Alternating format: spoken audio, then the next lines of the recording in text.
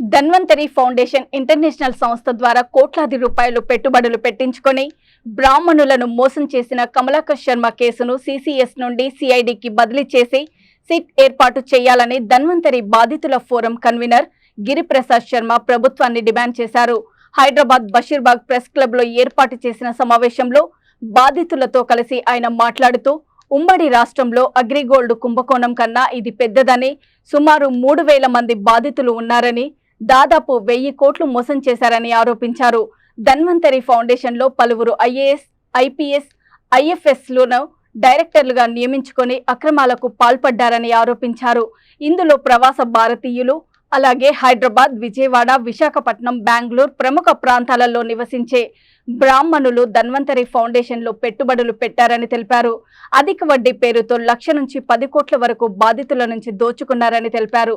ఈ డిపాజిట్ దారుల్లో చాలా మంది 75 ఏళ్ల పైబడిన వారే ఉన్నారని పేర్కొన్నారు. ఇటీవల కోర్టు నుండి బెయిల్ పై బయటకు వచ్చిన కమలాకర్ శర్మ బ్రాహ్మణులను మోసం చేసి కూడగట్టుకున్న ఆస్తులను అమ్మడానికి ప్రయత్నిస్తున్నాడని అన్నారు. ప్రభుత్వం ధన్వంతరి బాధితులకు న్యాయం చేయాలని revenue principal secretary, stamp and registration commissioner ఆధ్వర్యంలో సిట్ ఏర్పాటు చేసి ఐజీ స్థాయి అధికారికి బాధ్యతలు అప్పగించాలని ప్రభుత్వాన్ని డిమాండ్ చేశారు. ఇన్కమ్ ట్యాక్స్ ఆఫీసర్లు, చార్టర్డ్ అకౌంటెంట్లు, బ్యాంక్ మేనేజర్లు కూడా అందులో విక్టిమ్స్ గా ఉన్నారు. మీకు చెప్తున్నాం.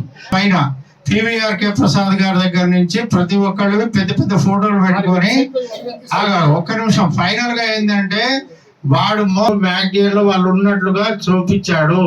ప్రచారం ఈ రోజు కూడా కొత్త బకరాలు కూడా దొరికే అవకాశం ఉంది. వాడికి సహాయం చేయమని అడుగుతున్నాం.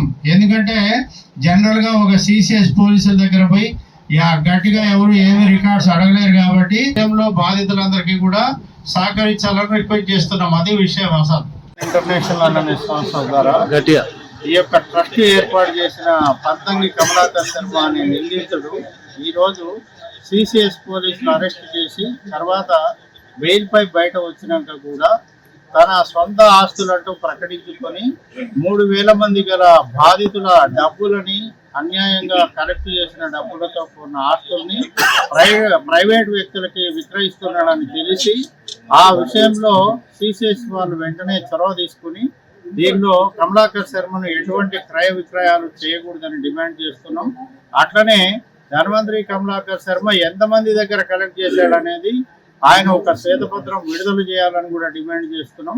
అట్లనే రాష్ట్ర ప్రభుత్వం వెంటనే చొరవ తీసుకుని సిఐడి ద్వారా కానీ లేకుంటే వాళ్ళే ఒక ప్రత్యేకమైన బృందాన్ని ఏర్పాటు చేసి బాధితులందరికీ కూడా న్యాయం చేయాలని చీఫ్ సెక్రటరీ గారికి అండ్ రేవంత్ రెడ్డి గారికి, ముఖ్యమంత్రి గారికి కూడా విజ్ఞప్తి చేస్తున్నాం. ఈ విషయంలో రాష్ట్ర డీజీపీ గారు వెంటనే స్పందించి సిసిఎస్ లెవెల్లో కాకుండా ఇంకా హై లెవెల్లో ఒక కమిటీని వేయాలని విజ్ఞప్తి చేస్తున్నాం.